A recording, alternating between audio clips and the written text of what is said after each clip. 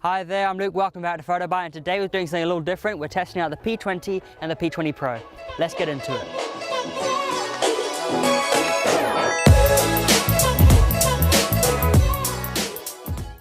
So starting off, we'll just run through some of the similarities and differences that both the mobiles feature.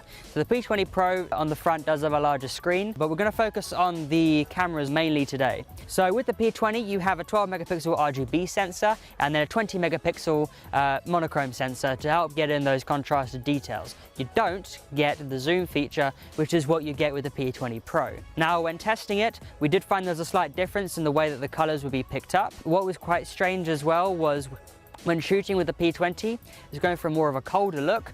That may be in more favor for a lot of people, but as a photographer myself, I prefer it a bit warmer, and I know a lot of other photographers do, but then again, we're all different in different ways. When actually using the features like the portrait and photo, what I found in photo is you can zoom with the P20 Pro, but you can't zoom with the P20. When you go into portrait, however, you can zoom with the P20, even though it doesn't feature a zoom lens, which I thought was quite strange, but I guess Huawei's found something in their software development to be able to do that. When it came to low light, it was very much the same. They both handled it really well. Again, there was a bit of a temperature difference, but if you edit in the Huawei, it's no problem at all. What we'll do is we'll actually put up some comparisons so you can see the differences between the P20 and the P20 Pro. So what we'll do is we'll just take the P20 off and then we'll just run through what it can do. So you see that the P20 is quite warm compared to the greenery featured in the P20 Pro, which is a lot colder.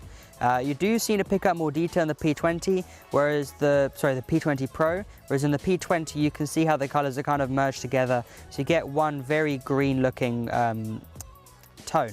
So you can see how contrast is handled. There's a lot more contrast featured in the P20 Pro. What you can also do as well is you can actually zoom like so. So you can get in a 5x zoom, get nice up and close on that coach over there. But then when you look over at the P20, there's no zoom function. However, if we swipe over to portrait, we now have a zoom feature, but only by 2x. So it's not major, but it is nice that we have it. But from what people have been saying, when they use phones, they don't tend to use the zoom very much. So it's more to help out with portrait mode, where you can get that blurry background around your subject.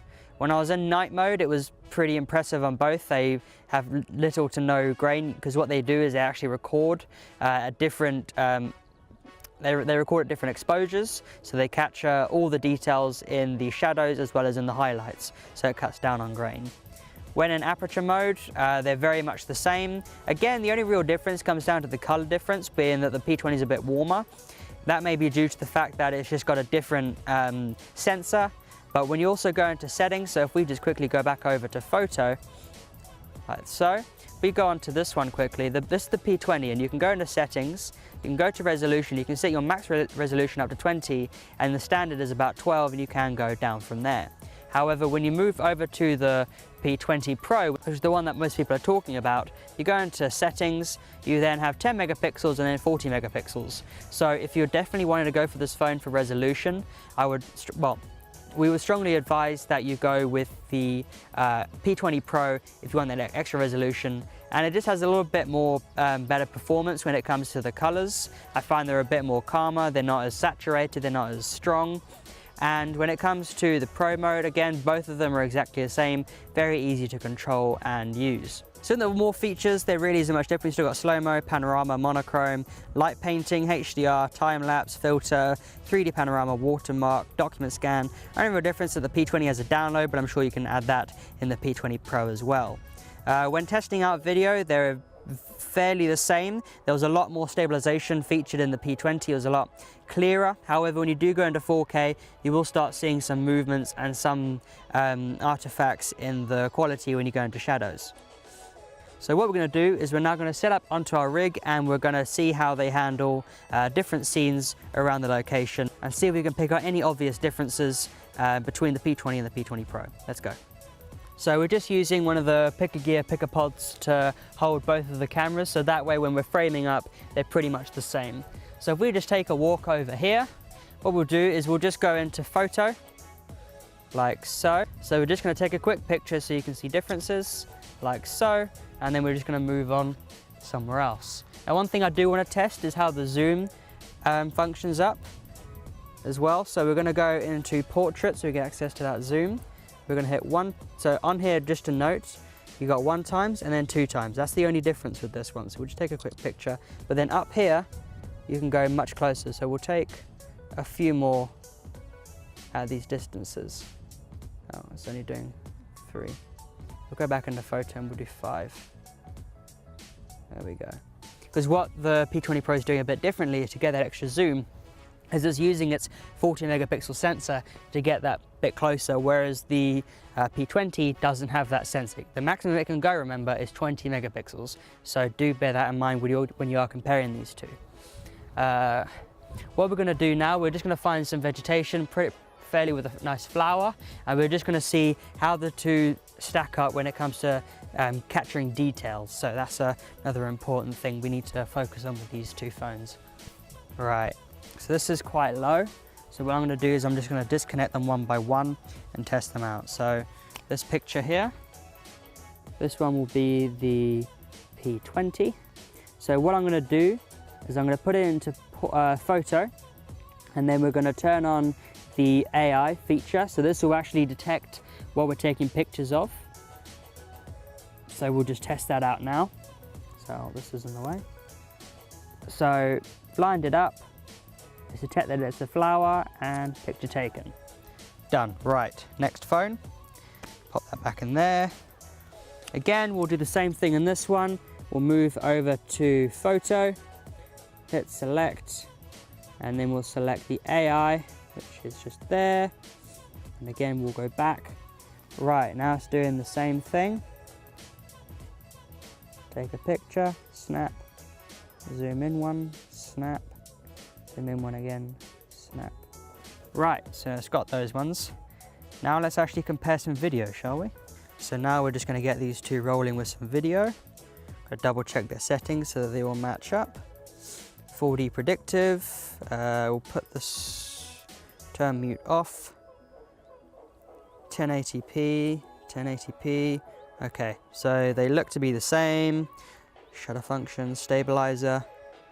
Okay, so both of these feature stabilizer, so you can actually stabilize in 1080. From what I recall, they only stabilize through software. They don't actually have a gimbal that they sit on, which then counteracts the movement. So this is relying on software to keep the two nice and even. So we'll start hitting record. So the bottom one will be the P20, and the P20 Pro will be the one on the top, like so. So now we're recording on both. We're just going to take a little walk so you can see how it handles.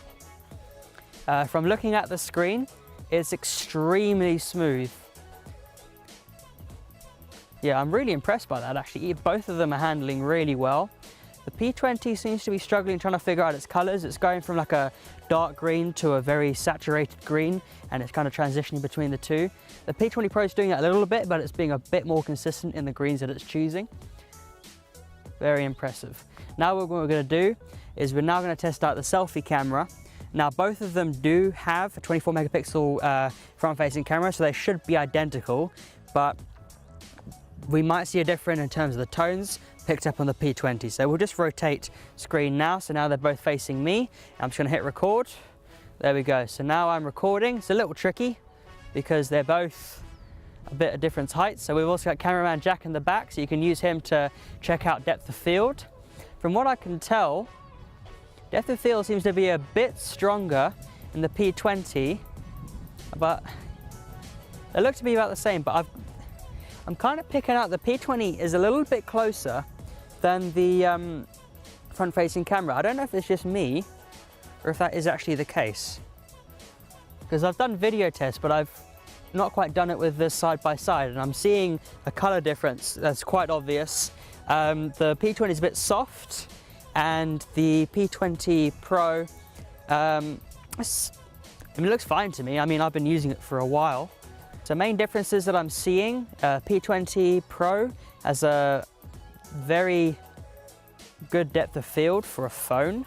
The P20 as is, again, I can see a little bit of depth of field going on there. It's not crazy, but that's to be expected with a small sensor. But overall, I'm very impressed with both of the cameras. So when it comes to doing filming, I'll probably have to say they're good either way, no matter which one you go with. So that's our little comparison between the P20 and the P20 Pro. If you have any questions, leave them down in the comments below. Don't forget to subscribe to us. And as always, my name's Luke, this is PhotoBite, and we'll see you next time.